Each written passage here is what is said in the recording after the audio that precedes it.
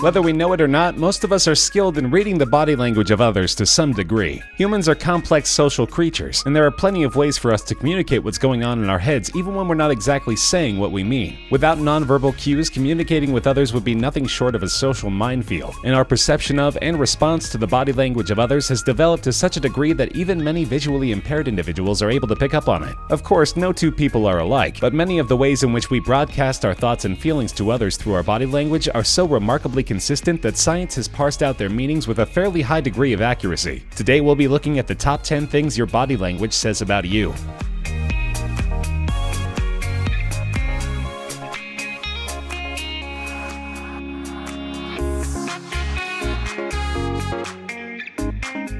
The willingness, or lack thereof, to make direct eye contact in conversation is one of the first things we notice in a new acquaintance. If it seems like avoiding eye contact makes a person seem sketchy and dishonest, you may not necessarily be wrong, but it could mean other things as well. Those who are comfortable with direct eye contact have been found to be more honest in their conversation, but it could also be a cue that they're just interested in what the other person has to say. Direct eye contact also indicates confidence, and conversely, those who have trouble with it may not be dishonest so much as they are simply shy. If you're looking for a reliable indicator of dishonesty, there are actually more specific tells. If a person's eyes drift upward and to the right when answering a question, they may not be telling the truth. Upward and to the left indicates that they're probably being honest. And if you notice that the person you're speaking with isn't blinking as often as they normally do, this could also be a strong indicator of dishonesty.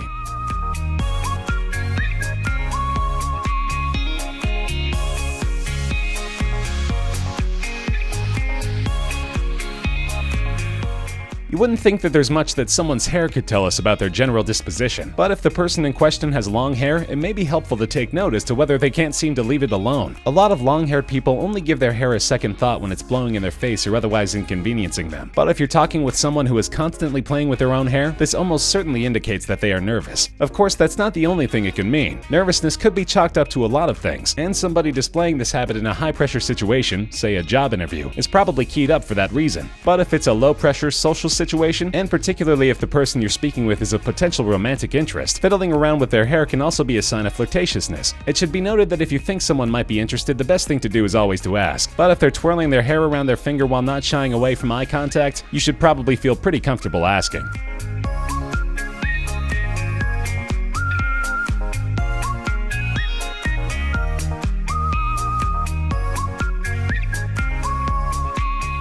When people constantly tap their fingers on a nearby surface, it can really only mean one of two things. If the tapping is highly rhythmic and sounds quite a bit like an actual beat, well, they're probably just a drummer who has a song stuck in their head. But if it's the kind of repetitive, urgent, rolling kind of tapping that makes you feel like the person is growing impatient with you or the situation they're in, you're probably right. This kind of tapping is a pretty strong indicator of frustration or impatience, obviously a sign that the conversation is not going well. In fact, people in positions of power tend to exhibit this behavior more often than others, as it's one of the clearest nonverbal cues indicating a shortening temperament that there is. So if somebody starts tapping out a beat in the middle of a story you're telling, they're likely kind of just spacing out. But if it's that other kind of tapping, you may want to get to the point.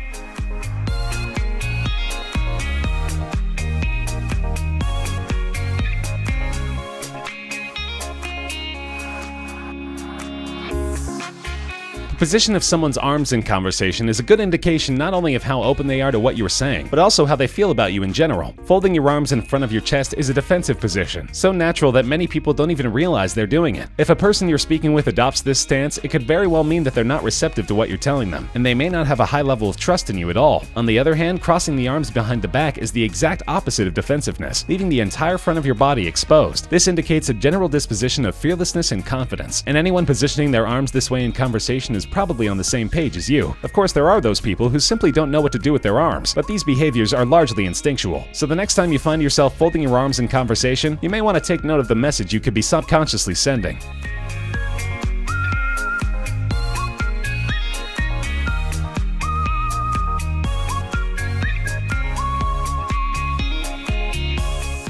It's a little bit more subtle, but the position of one's legs can give away just as much as the position of their arms. While sitting, if you feel the urge to cross your legs at the ankles or tuck your feet behind your chair, this is a good indicator of defensiveness, or perhaps holding back your true feelings. However, pointing your crossed legs towards someone, or if standing, pointing your toes toward them, might mean that you're romantically interested in them. Also, men in particular tend to do some specific things with their legs when they're feeling overly confident or aggressive. Men sitting with their legs spread far apart, taking up as much space as possible, commonly referred to in recent years as manspreading, is a reliable indicator of overconfidence, cockiness, or even outright disdain for those around them. And sitting forward with their legs crossed with the ankle supported by the knee can also be a sign of argumentativeness or aggressiveness.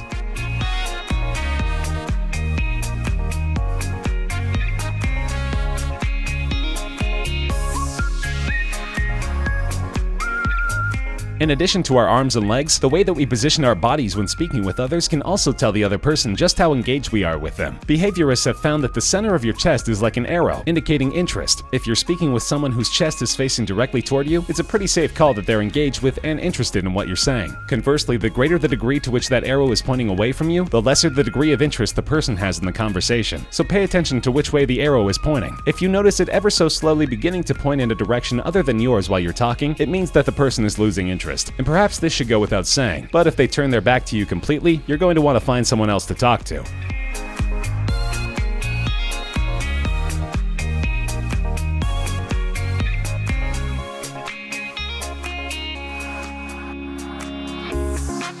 The position of one's shoulders broadcasts a pretty clear message having to do with their level of confidence. Slumped shoulders send a clear signal that the person is dealing with a lot of stress. They may be really overwhelmed, and it can even be a sign that the person is feeling utterly defeated. Broad, flat shoulders indicate the opposite. If the person is feeling any stress, it's rolling right off those shoulders, and they're probably feeling confident that they're on a level playing field or even have the upper hand in a situation or conversation. Amazingly, behaviorists have found that we may be able to affect change in our levels of confidence by being aware of our shoulder positioning. If you find yourself stressed or overwhelmed, pay attention to whether you're adopting that defeated, slumped shoulders pose. Forcing yourself out of that pose and into a more confident, broad-shouldered stance can actually help reduce the degree to which stress affects you and give you a confidence boost during even the toughest conversations.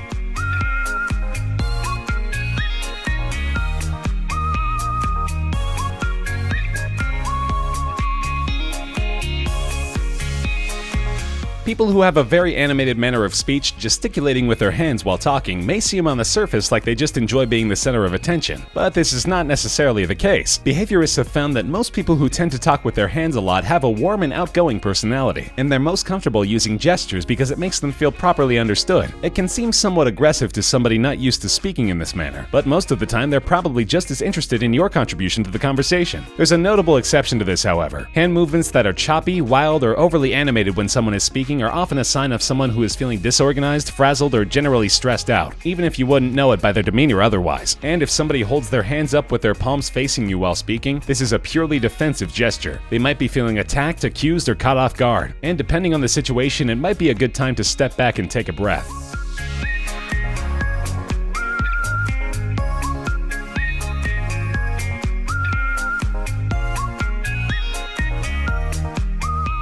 The position of someone's feet can also give us clues as to how they're feeling. As mentioned before, someone's toes pointing directly at you in conversation is a good sign they happen to be someone you have romantic feelings for. And conversely, if they're pointed away, it's a pretty obvious sign of disengagement. But there are other cues that can suggest a person's confidence or lack thereof, and they even have to do with how they carry their body weight. People who distribute their weight evenly tend to stand up tall and straight, and this is a position of confidence. It's even been found that much like straightening your shoulders, consciously forcing yourself to distribute weight evenly between both feet and stand up straight can give you a boost in that area. If someone has a tendency to constantly shift their weight between their feet, it's a likely indication that they're nervous, unsettled, or otherwise lacking confidence in a situation. It's not always an obvious tell because most of us tend not to look at people's feet when speaking to them, but it's a fairly reliable indicator of whether someone feels like an equal in a conversation.